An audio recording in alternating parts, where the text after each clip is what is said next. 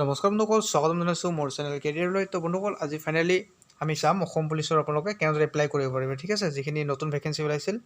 ইয়াত APR firemen এইবিলাকত। ঠিক আছে, তো বন্ধুসকল ফাইনেলি আপোনালোকে SLPRBত যাব, অসম পুলিচৰ অফিচিয়েল চাইট নাইবা মোৰ ডিছক্ৰিপশ্যন বক্সত লিংক থাকিব, তাত ক্লিক কৰাৰ লগে লগে সেইখন পেজত আহি পাব। ঠিক আছে, নেক্সট আপোনালোকে তলত যাব, তলত গৈ ইয়াত চাব পাৰিছে এডভাৰটাইজমেণ্ট, ইয়াত আপোনালোকে লিংক পাব, ইয়াত এপ্লাই হিয়াৰ। ঠিক আছে,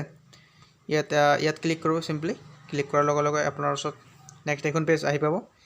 ইয়াত আপোনালোকে ইনষ্ট্ৰাকশ্যনখিনি ভালদৰে চাই ল'ব বন্ধুসকল। ইয়াত কি কৈছে, আপোনালোকে এই তিনিটা যিকোনো এটা ব্ৰাউজাৰত এপ্লাই কৰিব। ঠিক আছে, যদি আপোনালোকে মোবাইলত কৰে, আৰু কম্পিউটাৰত কৰিলেতো কম্পিউটাৰত কৰিলে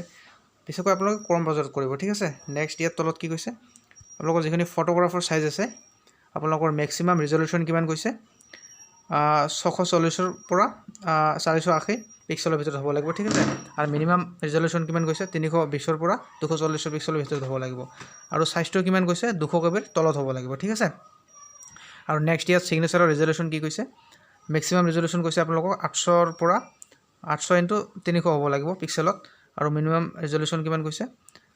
400x150 পিক্সেল। ঠিক আছে, আৰু চাইজটো কিমান কৈছে, 100 KB তলত হ'ব লাগিব। ঠিক আছে, আপোনালোকে ফটোৰ ছিগনেচাৰখিনি আগত মিলাই ল'ব। নেক্সট ইয়াত ডকুমেণ্টখিনি চাব, কি কি ডকুমেণ্ট লাগিব আপোনালোকৰ। ইয়াত আপোনালোকে এজ প্ৰুফ হিচাপত আপোনালোকৰ এডমিট কাৰ্ড ক্লাছ 10ৰ। ঠিক আছে, অৰ্থাৎ মেট্ৰিক পাছৰ এডমিট কাৰ্ডখন নাইবা আপোনালোকৰ চাৰ্টিফিকেটখন দিব পাৰে মেট্ৰিক পাছৰ। ঠিক আছে, যিসকল 2015ত মেট্ৰিক পৰীক্ষা দিছিল তেখেতসকলৰ এডমিট কাৰ্ডৰ ডেট অফ বাৰ্থটো দিয়া নাই, তেওঁলোকে মেট্ৰিকৰ আপোনালোকৰ চাৰ্টিফিকেটখন বা মাৰ্কশ্বিটখন দিব পাৰে। ঠিক আছে, বাকীবোৰে এডমিট দিব পাৰে। নেক্সট 2 নম্বৰ কি কৈছে, আপোনালোকৰ মাৰ্কশ্বিটখন দিব লাগিব।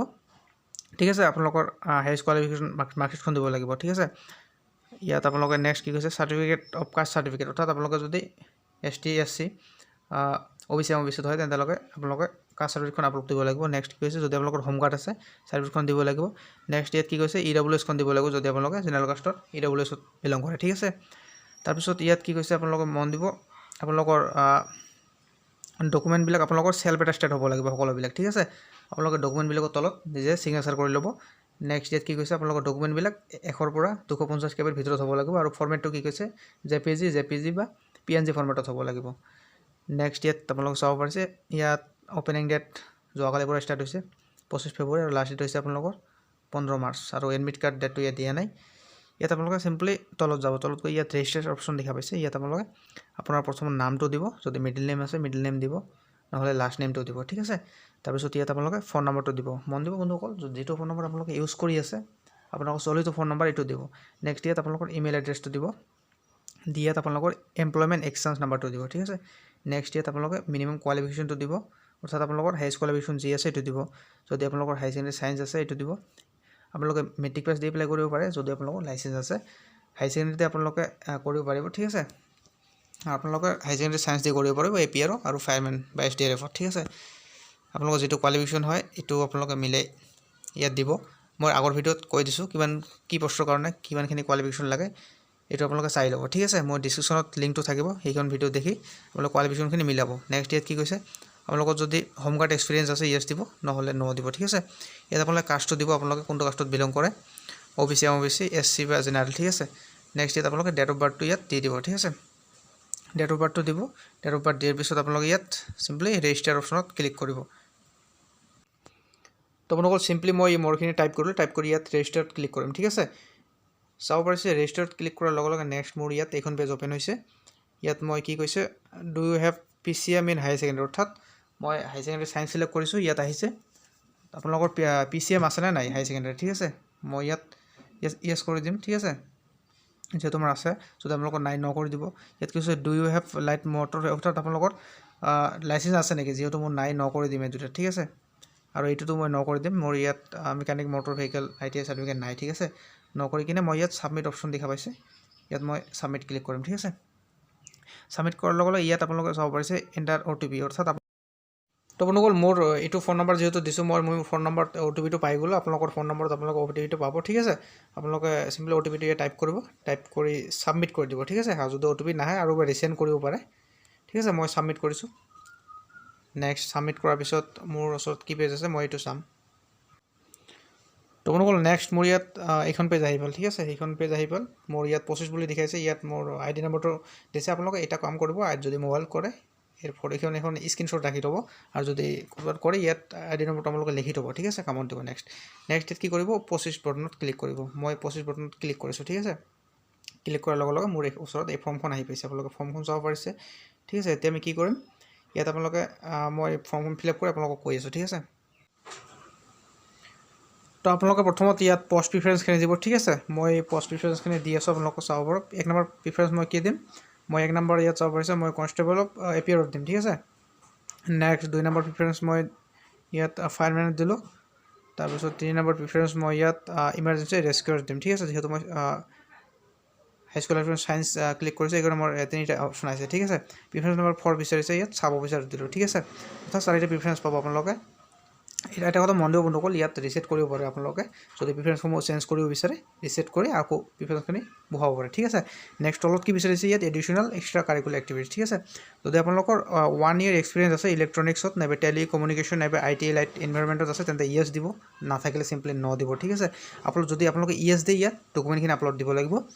ঠিক আছে আৰু যদি নো দিয়ে তেন্তে নালাগে প্ৰয়োজন নাই নেক্সট ইয়াত কি কৈছে do you have any swimming driving certificate experience যদি আছে ইয়েস দিব নহলে নো দিব যদি ইয়েস দিয়ে ইয়াত আপোনালোকে ডকুমেন্টখিনি আপলোড দিব লাগিব নো দিলে প্ৰয়োজন নাই ঠিক আছে তাৰপিছত ইয়াত তলত চাব পাৰিছে নেক্সট কি কৈছে যদি আপোনালোকৰ ফায়াৰ ফাইটিং ৰক ক্লাইম্বিং বা ট্ৰেকিংত সাৰ্টিফিকেট আছে তেন্তে ইয়েস দিব নাথাকিলে নো দিব যদি ইয়েস দিয়ে ইয়াত ডকুমেন্টখিনি আপলোড দিব লাগিব ঠিক আছে তাৰপিছত ইয়াত কি কৈছে যদি আপোনালোকৰ আইটি বা ফৰমেন সাৰ্টিফিকেটত আছে এক্সপিৰিয়েন্স ইয়াত আপোনালোকে ইয়েস দিব নাথাকিলে নো দিব আৰু যদি ইয়েস দিয়ে তেন্তে ইয়াত ডকুমেন্টখিনি আপলোড দিব লাগিব দি কেনে আপুনি ইয়াত 7 নেক্সট কৰি দিব ঠিক আছে তো মই ফৰ্মখিনি ফিল আপ কৰি লৈছো ঠিক আছে মোৰ যেহেতু নাই এইবিলাকত মই নো দিম সিম্পলি নো দিয়াৰ পিছত নেক্সট আপোনালোকে ইয়াত 7 নেক্সট কৰি দিব ঠিক আছে 7 নেক্সট কৰাৰ লগে লগে আপোনালোকৰ ওচৰত এইখন পেজ আহিব ইয়াত স্টেপ 1 কমপ্লিট হ'ল মোৰ এবাৰ স্টেপ 2 ঠিক আছে স্টেপ 2 কি বিচাৰিছে মোৰ ইয়াত আপোনালোকৰ প্ৰথমত নামটো যাব ইয়াত আপোনালোকৰ নামটো হ'ব তাৰ পিছত ওপৰ চাব পাৰিছে আপোনালোকৰ নামটো হ'ব ঠিক আছে ইয়াৰ নামটো হ'ল আপোনালোকৰ অটোমেটিক তাৰ পিছত ইয়াত আপোনালোকৰ ফাদাৰ নেমটো ইয়াত বহাব লাগিব তাৰ পিছত মাদাৰ নেমটো ইয়াত বহাব লাগিব ফুল নেম বহাব এমপ্লয়মেন্ট এক্সেস নাম্বাৰটো অটোমেটিক আহি গৈছে জেনাৰটো সিলেক্ট কৰিব ইয়াত কাষ্টটো দিব আপোনালোকৰ ঠিক আছে কোন কাষ্টত বিলং কৰে তাৰ ডেট অফ বাৰ্থটো দিব ইয়াত ডেট অফ বাৰ্থটো অটোমেটিক আহি গৈছে নেশ্যনেলিটি দিব হিন্দু মুছলিম কি হয় ৰিলিজিয়নটো দিব ঠিক আছে সৰি নেশ্যনেলিটি আপোনালোকৰ ইণ্ডিয়ান হ'ব আৰু ৰিলিজিয়নটো আপোনালোক দিব হিন্দু মুছলিম কি হয় তাৰপিছত ইয়াত আপোনালোকে ইমেইল এড্ৰেছটো দিব ইমেইল এড্ৰেছ অটোমেটিক আহিব ফোন নম্বৰ আহিব এডিশনাল ফোন নম্বৰ অৰ্থাৎ আপোনালোকে যদি বেলেগ এটা ফোন নম্বৰ দিব বিচাৰে ইয়াত দিব পাৰে নেক্সট ইয়াত আপোনালোকৰ এড্ৰেছখিনি দিব ঠিক আছে ফুল এড্ৰেছটো দিব লগতে পিন কোডটো আপোনালোকে বহুৱাব সুবিধা হ'ব নেক্সট ইয়াত আপোনালোকে ডিস্ট্ৰিক্ট সিলেক্ট কৰিব পুলিচ ষ্টেচন সিলেক্ট কৰিব আপুনি পিন নম্বৰ ইয়াত দিব দি আপোনালোকৰ যদি সেম এড্ৰেছ আৰু সেম এড্ৰেছ হয় আপোনালোকৰ পাৰমানেণ্ট এড্ৰেছ আৰু প্ৰেজেণ্ট এড্ৰেছ সেম হয় তেন্তে ইয়াত ক্লিক কৰি দিব ইয়েস ঠিক আছে আৰু যদি বেলেগ হয় তেন্তে ইয়াত বহুৱাব লাগিব বহাই কেনে আপোনালোকে 7 নেক্সট কৰি দিব ঠিক আছে তো মই মোৰখিনি ফিল আপ কৰি লৈছো তো বন্ধুসকল মই মোৰ ফৰ্মখন গোটেইখিনি ফিল আপ কৰিলোঁ ঠিক আছে বহু এতিয়া মই 7 নেক্সট কৰিম ঠিক আছে 7 নেক্সট কৰিলোঁ 7 নেক্সট কৰাৰ লগে লগে মোৰ ওচৰত এইখন আহি গ'ল চাব পাৰিছে স্টেপ 3 এতিয়া ক্লিক কৰি ল'ব ঠিক আছে ইয়াত মোৰ কোৱালিফিকেশ্যন আহি গৈছে হাই সেকেন্ডাৰী সায়েন্স বুলি যেহেতু মই দিছোঁ ইয়াত মোৰ স্কুল নেম দিব লাগিব ঠিক আছে কোনখন স্কুলৰ পৰা হাই সেকেন্ডাৰী পাছ কৰিছোঁ তাৰপিছত ইয়াত মোৰ পাৰ্চেন্টেজটো দিব লাগিব ঠিক আছে ইয়াত মোৰ ফিজিক্স কেমিষ্ট্ৰি আৰু মেথছৰ মাৰ্কখিনি দিব লাগিব ঠিক আছে টোটাল মাৰ্কটো কিমান পালোঁ মই তাৰপিছত ইয়াত কি কৈছে যদি আপোনালোকৰ EWS আছে ইয়েস দিব নহলে নো দিব ঠিক আছে তাৰপিছত ইয়াত আপলোড যদি EWS ইয়েস দিয়ে তেন্তে সাৰ্টিফিকেটখন আপলোড দিব লাগিব নহলে প্ৰয়োজন নাই তাৰপিছত দি কেনে আপোনালোকে সেভ কৰিব লাগিব ঠিক আছে মই মোৰ ডকুমেন্টখিনি বহুৱাইলো ঠিক আছে তো বন্ধুসকল মই এইখিনি মোৰখিনি বহুৱাইলো এতিয়া মই সেভ কৰিম ঠিক আছে সেভ কৰাৰ লগে লগে মোৰ ওচৰত এখন পেজ আহি পাইছে ঠিক আছে ইয়াত চাব পাৰিছে বন্ধুসকল এটা কথা মন দিব আপোনালোকে যদি ইয়াত হাই সেকেন্ডাৰী যদি আপোনালোকৰ PCMত যদি ঠিক আছে 30% মাৰ্ক নাথাকে তেন্তে আপোনালোকৰ মেথছ নহব ঠিক আছে ইয়াত চাব পাৰিছে the maths must be between 30 and above অৰ্থাৎ আপোনালোকৰ 30 নম্বৰ হ'ব লাগিব মিনিমাম ঠিক আছে আপোনালোকৰ যদি মেথছত বা ফিজিক্স কেমিষ্ট্ৰিত যদি আপোনালোকৰ 30 নম্বৰতকৈ ওপৰত নাই তেন্তে আপোনালোকে ইয়াত এপ্লাই কৰিব নোৱাৰিব ইয়াত কাৰণ মোৰ সাবমিট হোৱা নাই মই ইয়াত চাব পাৰিছে মই দি দিছোঁ ইয়াত মোৰ সাবমিট হোৱা নাই ঠিক আছে এতিয়া চাব পাৰিছে ইয়াত মই মোৰ মাৰ্কটো 30 বনাই দিম 30 বনাৰ লগে লগে মোৰ ইয়াত সাবমিট ল'ব আপোনালোকে চাব পাৰিছে 30 বনাই দিলোঁ এতিয়া মই সেভ কৰিম ঠিক আছে সেভ কৰাৰ লগে লগে সৰি এইটো দুই নাই সেভ কৰিম সেভ কৰাৰ লগে লগে ইয়াত চাব পাৰিছে সাবমিট হ'ব ঠিক আছে এই যে সাবমিট হৈ গৈছে তো আপোনালোকে মন দিব কথাখিনি আপোনালোকে যদি 30% মাৰ্ক নাই PCMত তেন্তে আপোনালোকে এপিঅ'ৰ কাৰণে এপ্লাই কৰিব নোৱাৰিব ঠিক আছে পাব আপোনালোকে ফায়াৰমেনত পাব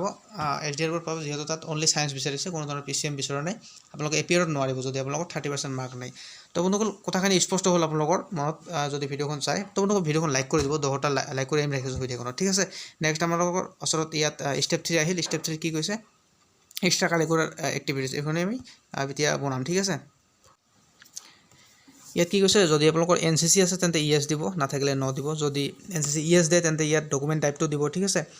কেই ইয়াৰৰ আপোনালোকৰ NCC আছে ইয়াত আপলোড কৰিব লাগিব ডকুমেণ্টখন আৰু যদি ন দিয়ে তেন্তে প্ৰয়োজন নাই নেক্সট ইয়াত কি কৈছে আপোনালোকৰ যদি হোম কাৰ্ড চাৰ্টিফিকেট আছে ইয়েছ দিব নহ'লে ন দিব যদি হোম কাৰ্ড আছে তেন্তে ইয়াত দিব কেইবছৰ আছে তাৰপিছত ডকুমেণ্টখিনি আপলোড দিব লাগিব নাথাকিলে প্ৰয়োজন নাই ঠিক আছে তাৰপিছত ইয়াত আপোনালোকৰ স্পৰ্টখিনি সেম কৈছে যদি ইয়াত থাকিলে ইয়েছ দিব নাথাকিলে ন দিব তাৰপিছত নেক্সট কি কৈছে ইয়াত আপোনালোকৰ কম্পিউটাৰ চাৰ্টিফিকেট ঠিক আছে আপোনালোকৰ যদি কম্পিউটাৰ আছে ইয়েছ দিব